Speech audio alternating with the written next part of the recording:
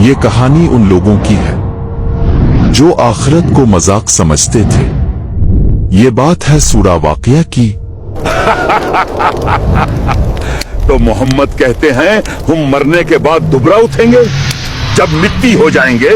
ہمارے ہاں مدرسوں میں سورہ واقعہ کو اکثر رزق کا سورہ فقر دور کرنے والی سورہ کہہ کر یاد کرا دیا جاتا ہے۔ بچوں، سورہ واقعہ کی تلاوت ضرور کرنا، اللہ اس کے صدقے فقر و فقا دور فرماتے ہیں۔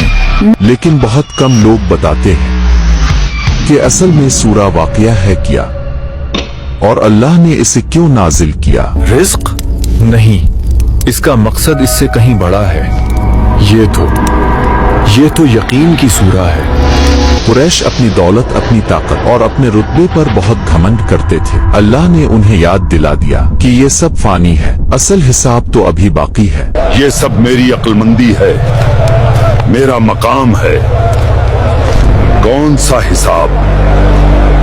تو پھر سورہ واقعہ کیوں نازل ہوئی؟ کیا تھا اس کے پیچھے کا واقعہ؟ اور مکہ کے سردار آخرت کا نام سن کر مذاق کیوں اڑاتے تھے؟ آخرت؟ کس نے دیکھی ہے آخرت؟ یہ سب کہانیاں ہیں۔ اور کیسے اللہ نے انسان کو 3 گروہوں میں تقسیم کر کے قیامت کا پورا منظر ہمارے سامنے رکھ دیا۔ نہیں، ہم الگ ہو رہے ہیں۔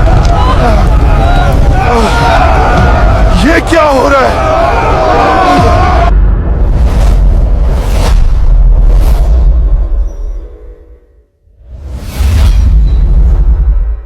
کیا ہم اور یہ غلام ایک ہی طرح اٹھائے جائیں گے؟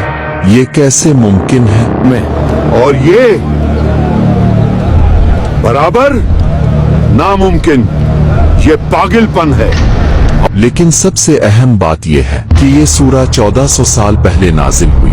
آج ہماری زندگی میں اس کا کیا کردار ہے، یہی ہم اس ویڈیو میں سمجھیں گے۔ اتنا سب کچھ، لیکن کیا یہ کافی ہے؟ اس سب کا آخرت سے کیا تعلق؟ علماء کے مطابق سورہ واقعہ اس وقت نازل ہوئی جب قریش کے سردار دولت اور طاقت کے نشے میں کھو چکے تھے۔ یہی زندگی ہے۔ وہ دور ایسا تھا کہ انسان کی قیمت اس کے مال سے لگائی جاتی تھی۔ امیر سمجھتا تھا کہ اس کی دولت ہمیشہ رہے گی۔ یہ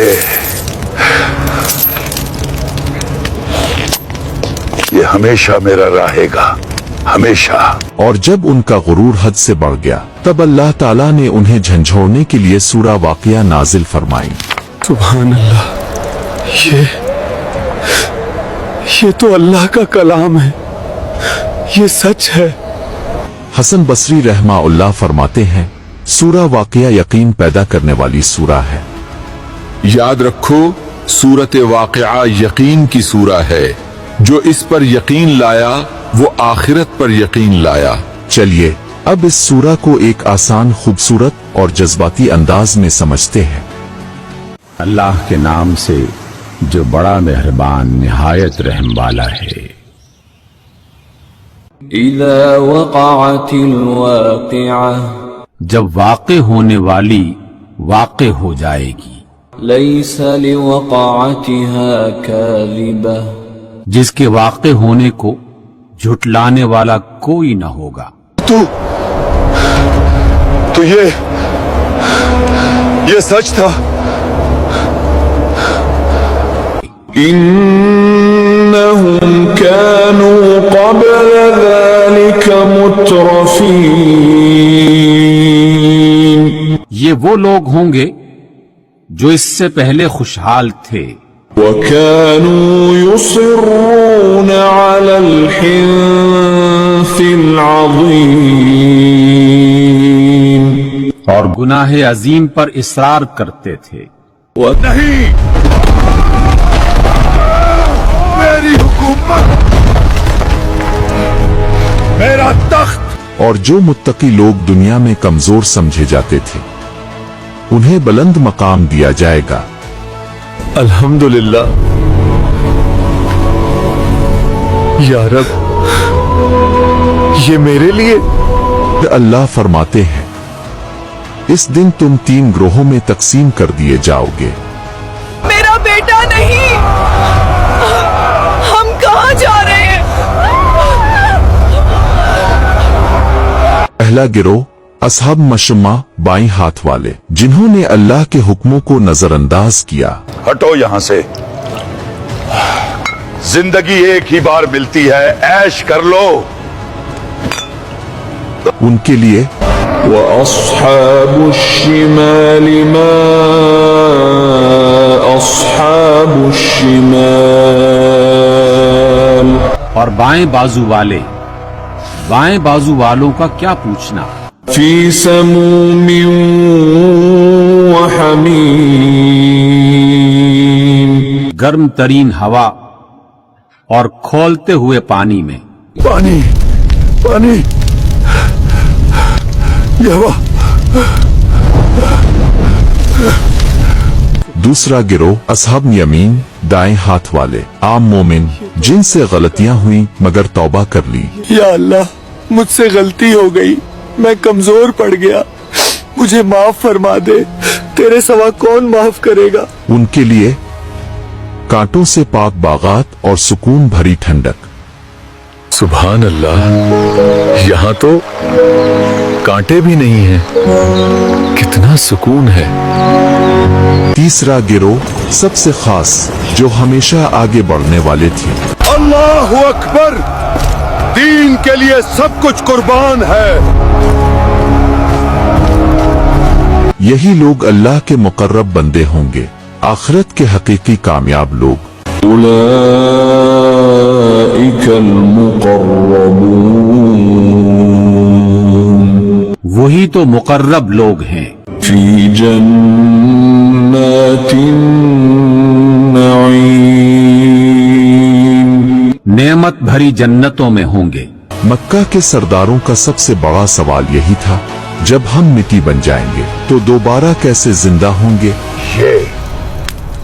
ये जब ऐसा हो जाएगा तो कैसे जिंदा होगा, नामुमकिन। सवाल एक, पैदा तुम करते हो या अल्लाह करता है। أفرأيتم ما تمنون क्या तुमने गौर किया जो बूंद तुम टपकाते हो। أأنتم تخلقونه أم نحن الخالقون क्या तुम उसे तख्लीक करते हो या उसके बनाने वाले हम हैं। एक पानी के कतरे से इतना खूबसूरत इंसान, ये मेरा कमाल नहीं, ये रब का कमाल है। सवाल दो, खेती गाते तुम। इसका दरख्त तुमने पैदा किया है या इसके पैदा करने वाले हम हैं। ये आग इस लकड़ी के अंदर किसने छुला दी थी, वही जात है। अल्लाह पूछते हैं, ए इंसान, जो जात तुम्हें पहली बार पैदा कर सकती है, क्या इसके लिए तुम्हें दोबारा पैदा करना मुश्किल है। अगर ये सच है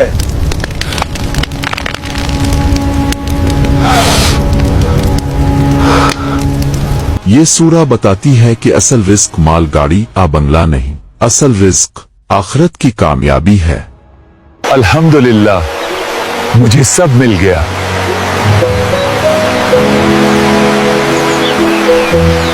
आज हम भी उन मक्का वालों से बहुत मुख्तलिफ नहीं है। हमारे मकासद क्या रह गए हैं, डिग्री, जॉब, घर, स्टेटस। फाइनली अब बस एक अच्छी जॉब और बड़ा घर चाहिए, लाइफ सेट है। सूरा वाकया हमें याद दिलाती है, ये सूरा बुलंद भी करती है और नीचा भी। तुम्हारा काम बिल्कुल पसंद नहीं आया, तुम्हें नौकरी से निकाला जाता है।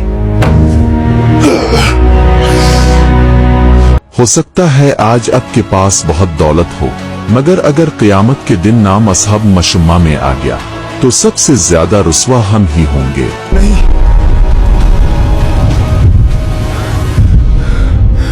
बाएं हाथ में नहीं।